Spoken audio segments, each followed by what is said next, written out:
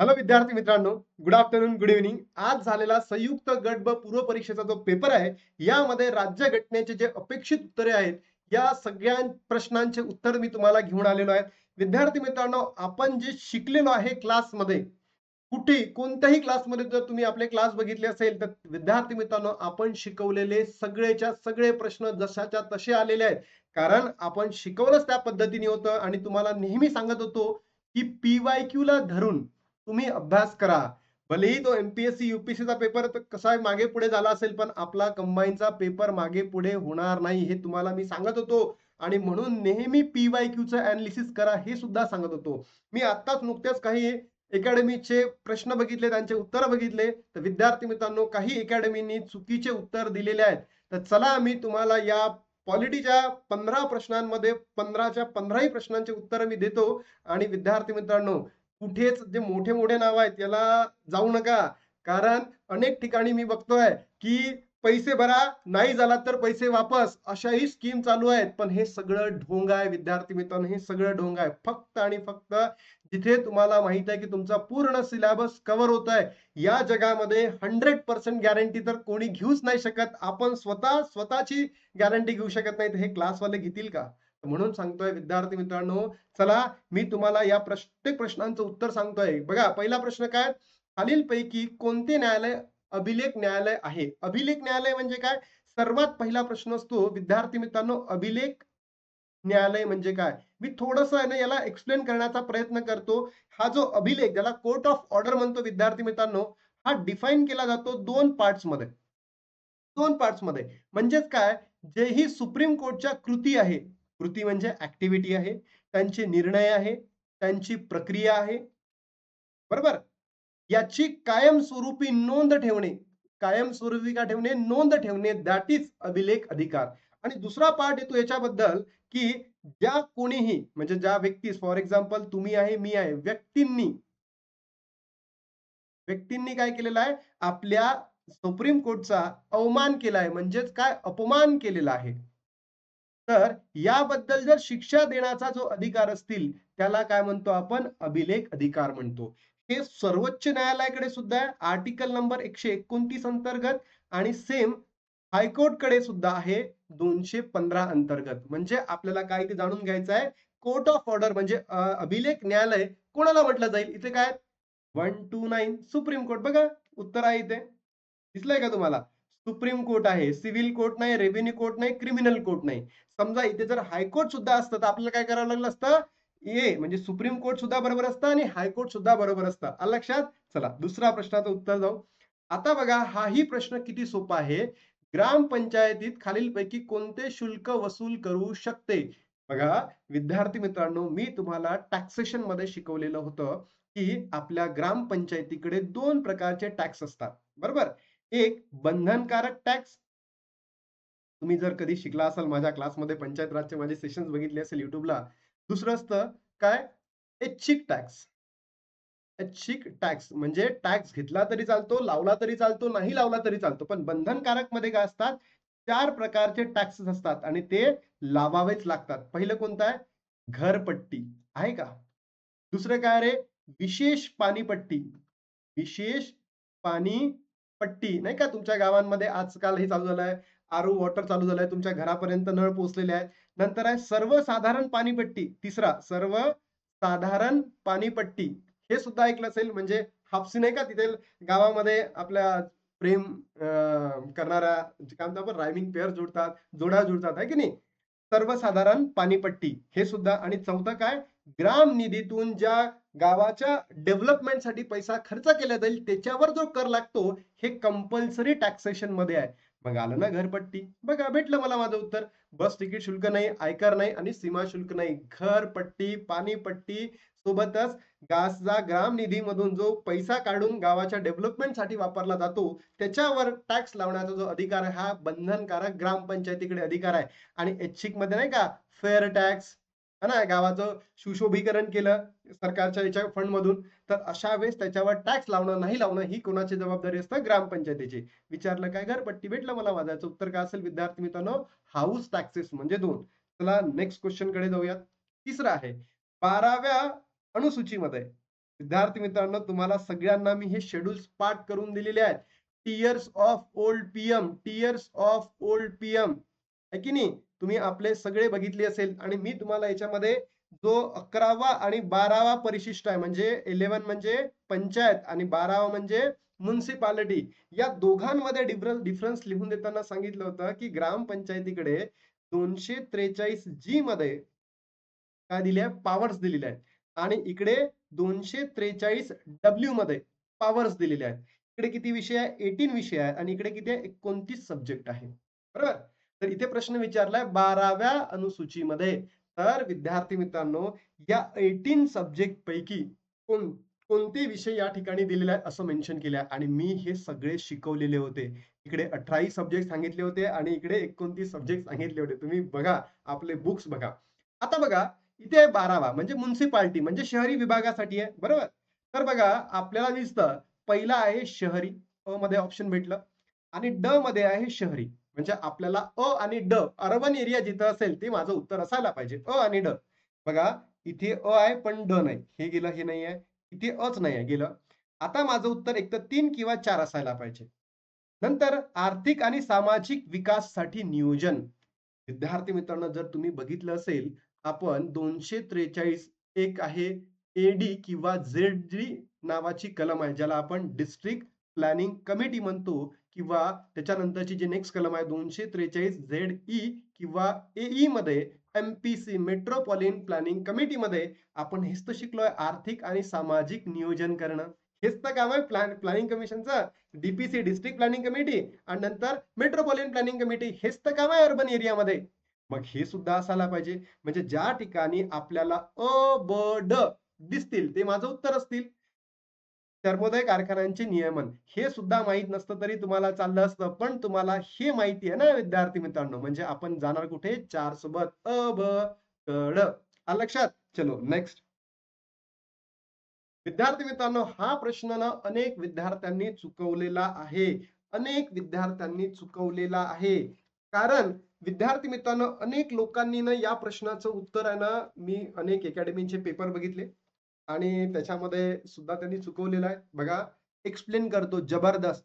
368 अंतर्गत उद्देश पत्रिकामध्ये दुरुस्ती करता येते काय? हा प्रश्न ऐतिहासिक केशवानंद भारती खटल्यामध्ये पहिल्यांदा उपस्थित झाला. येस, अगदी बरोबर. याच्या अगोदर अनेक खटले झाले आहेत बघा. 1960 चा बेरुबारी युनियन खटला झाला आणि याच्यामध्ये तर सरळ सांगितलेलं होतं की घटनेचा भाग नाही. पण यामध्ये प्रश्न उपस्थितच झाला नव्हता की ही जी प्रस्तावना आहे हा संविधानाचा भाग आहे की नाही. बरोबर? आणि विद्यार्थी मित्रांनो, मला इथे तुम्हाला सांगायचं आहे की हा जो प्रश्न आहे उद्दिष्ट पत्रिकामध्ये आपण दुरुस्ती करता येतो का? फर्स्ट टाइम उपस्थित कधी झालाय? केशवानंद भारती खटल्यामध्येच झालाय. अनेक पुस्तकांमध्ये किंवा बुकांमध्ये किंवा अकॅडमीजमध्ये मी बघतोय ना, कोणी म्हणताय बेरुवारीमध्ये उपस्थित झाला, कोणी म्हणताय गोलकनाथमध्ये. नाही, नाही, नाही. मी सांगतोय विद्यार्थी मित्रांनो, फक्त आणि फक्त केशवानंद भारती खटल्यामध्ये. कारण मी एल-एल-बी केलाय, मी एल-एल-एम केलेलं आहे आणि आत्ता माझं एल-एल-एम कॉन्स्टिट्यूशनल लॉ मध्ये आणि आत्ता माझं पी-एच-डी चालू आहे कॉन्स्टिट्यूशनल लॉ मध्ये. आणि विद्यार्थी मित्रांनो, तुम्हाला ऑथेंटिक जबरदस्त सांगतोय. ठीक आहे. नंतर सप्टेंबर 2025 पर्यंत 42व्या घटना दुरुस्तीद्वारे 1976 मध्ये फक्त एकदाच उद्देश पत्रिकामध्ये दुरुस्ती करण्यात आली. येस, 42व्या घटना दुरुस्तीने 1976 ला अमेंडमेंट केली आपण आणि 3 शब्द ऍड केले. कोणता? समाजवादी, धर्मनिरपेक्ष आणि एकात्मता, किंवा त्याला आपण कधी मध्ये अखंडता म्हणतो. बरोबर? तर याचं उत्तर काय पाहिजे विद्यार्थी मित्रांनो? अ आणि ब. याचं उत्तर काय पाहिजे? अ आणि ब. नेक्स्ट. हा प्रश्न खूप सोपा आहे. बरोबर? खूपच सोपा आहे. खूपच म्हणजे खूपच सोपा आहे. मी याचं डायरेक्ट उत्तर तुम्हाला सांगतो. एक तुम्हाला केस शिकवली असेल मी याच्या संदर्भात. जर तुम्ही कधी-मध्ये माझे क्लास केले असेल. आय-टी-सी, इन्कम टॅक्स कमिशनर खटला. इन्कम टॅक्स कमिशनर खटला आणि त्याच्यामध्ये मी तुम्हाला सांगितलं असेल, की हा अधिकार कोणाला देण्यात आलेला आहे? पार्लिमेंटला देण्यात आलाय, की भारताबाहेरील क्षेत्रासंबंधित जे अधिकार आहे, हे कोणाचे असतील? पार्लिमेंटचे असतील. आणि हे कोणत्या कलममध्ये मेन्शन केलंय विद्यार्थी मित्रांनो? तर 260 मध्ये. भारताबाहेरील प्रदेशाच्या संबंधात केंद्राचे अधिकार क्षेत्र इन्कम टॅक्स कमिशनर खटला लागला ड सोबत, म्हणजे ड चा आहे 3. इथं डचं 3 असेल ते माझं उत्तर असायला पाहिजे. बरोबर? म्हणजे आता एक तर 2 असेल किंवा 4 असेल. मग आता बाकीचे शोधून घेऊ आपण. कोणते आहेत तर? अचं आहे विद्यार्थी मित्रांनो 2. 256 मध्ये राज्य आणि त्यांचे केंद्र राज्य आणि केंद्राचे दायित्व काय-काय आहेत ते सांगितलेलं आहे. म्हणजे माझं उत्तर काय आहे विद्यार्थी मित्रांनो 2. हे मी शिकवलं बरं इन्कम टॅक्स कमिशनर खटला. ठीक आहे? चलो. खालीलपैकी तत्व भारतीय राज्यघटनेतील धोरणाच्या मार्गदर्शक तत्वांचा भाग नाही म्हणते. भाग नाही. बरोबर? सर्वांसाठी रोजगाराच्या तरतूद यस आहे. स्त्री पुरुषांना समान कामाबाबत समान वेतन यस ये भी है. शांततेने आणि शस्त्राशिवाय एकत्र जमण्याचा अधिकार. अरे हा तर आय थिंक 19 मध्ये आहे ना फंडामेंटल राईट आहे. की तुम्हाला माहित असेल freedom of speech and expression, नंतर आहे असोसिएशन, नंतर आहे बरोबर. त्यामध्ये आपण cooperative society, political party establish करू शकतो. बरोबर. त्याच्यामध्ये आहे असेंब्ली पण आहे, है ना? असेंब्ली म्हणजे सभा घेण्याचे स्वातंत्र्य, नंतर असोसिएशन आहे, नंतर मूव्हमेंट आहे, नंतर माहिती आहे तुम्हाला काय रेसिडेन्स आहे का? रेसिडेन्स आहे. नंतर विद्यार्थी मित्रांनो व्यवसाय आहे, ऑक्युपेशन आहे, है ना? Freedom of speech and expression, नंतर प्रॉपर्टी राइट्स होतं, मग एक तो काढून टाकला, आहे की नाही? अशा पद्धतीचे आपल्याकडे काय आहेत, कलम नंबर 19 मध्ये या सगळ्या गोष्टी आहेत आणि ही 19 संबंध आहेत. भेटलं ना मला, भाग नाही म्हणजे भेटलं म्हणजे फंडामेंटल राइट्स. नेक्स्ट. राज्य लोकसेवा आयोगाच्या सदस्यांना काढून टाकता येते. याचं एक्सप्लेनेशन आहे ना, मी तुम्हाला कधी दिलं होतं माहिती आहे का? जेव्हा मी तुम्हाला टेबल शिकवलेले होते. ज्या कॉन्स्टिट्यूशनल बॉडीज आहे आणि नॉन कॉन्स्टिट्यूशनल बॉडीज आहे याचा टेबल जेव्हा आपण घेतलेला होता, तेव्हा मी तुम्हाला सगळं सांगितलं होतं, की कोणत्या बॉडीचे जे अध्यक्ष आहेत, कोणाची रिमूव्ह कशी होते, सदस्याला कसं काढून टाकता येतं, सगळं सांगितलं होतं. काय? सर्वोच्च न्यायालयाने केलेल्या चौकशीनंतर राष्ट्रपती यांना पदावरून दूर करतात. पण या आयोगाची म्हणजे एम-पी-एस-सी आयोगाची जी अपॉइंटमेंट आहे, हे कोण करतात? राज्यपाल करतात हां, गव्हर्नर करतात. बट रिमूव्हल सर्वोच्च न्यायालयाने केलेल्या चौकशीनंतर राष्ट्रपती करतो. ठीक है? Very good. ये भी सही होगा अपना. उसके बाद भारतीय संविधानाच्या सरनाम्याची सुरुवात आम्ही भारतीय लोक अशी आहे. खालीलपैकी कोणत्या देशाच्या संविधान सरनाम्यात अशी सुरुवात आढळते? मी तुम्हाला नेहमी सांगतो जेव्हा मी शिकवायला सुरुवात करतो, की 2014 ला जेव्हा तात्या ट्रम्प भारतामध्ये आले, तेव्हा त्यांनी काय केलं होतं, इंडिया आणि अमेरिकाचं जे संविधान आहे, पहिले त्यांनी काय म्हटलं होतं, नमस्ते इंडिया. दुसरा शब्द काय? भारतीय संविधान आणि अमेरिकन संविधान याची सुरुवात आहे, वी द पीपल पासून सुरू होते. याचंही मी तुम्हाला खूपदा उच्चारण करतो. ते आहे America, United states of America. आलं लक्षात विद्यार्थी मित्रांनो? नेक्स्ट क्वेश्चन बघूया. सरपंच किंवा उपसरपंच यांच्या विरुद्ध अश्वेत ठराव मांडण्यापूर्वी किमान 1/3 सभासदांच्या सहीने तशा प्रस्तावनेची सूचना कोणाला द्यावी लागते? तहसीलदाराला. तहसीलदाराला. मी सगळं पंचायती राजनं इतकं जबरदस्त तुम्हाला घेतलंय विद्यार्थी मित्रांनो, की तुम्ही म्हणाल सर आम्हाला असं पंचायत राज कोणीच शिकवलं नाही. तर आता जे ग्रुपची एक्झाम येईल त्यासाठी आपण रिव्हिजन सेशन घेणार आहात आणि पंचायत राजचे प्रश्न आपण त्याच्यामध्ये सॉल्व्ह करून घेणार आहोत तुमच्याकडनं. सो डोंट वरी. राज्य धोरणाच्या मार्गदर्शकांबाबत खालील योग्य विधाने ओळखा. खूपच सोपा प्रश्न आहे. तुम्हाला एक गोष्ट माहीत असेल जस्टिसिएबल आणि नॉन जस्टिसिएबल. बरोबर? गैर न्यायप्रविष्ट किंवा अन्यायप्रविष्ट. जस्टिसिएबल काय आहेत रे? फंडामेंटल राइट्स आहे. Fundamental rights yes. मग हे काय आहेत? राज्य धोरणाची काय नॉन जस्टिसिएबल किंवा अजस्टिसिएबल. म्हणजे ती गैर न्यायप्रविष्ट आहेत. मार्गदर्शक तत्व येस, अगदी बरोबर आहे. आता त्यांनी नैतिक किंवा राजकीय आधार आहेत. आता विद्यार्थ्यांना काही लोकांना म्हणजे असं हा जो आहे आपण बघतो ना, की जस्टिस आहे हा 3 प्रकारामध्ये डिफाईन करतो. पॉलिटिकल, इकॉनॉमिक आणि सोशल. बघतो की नाही?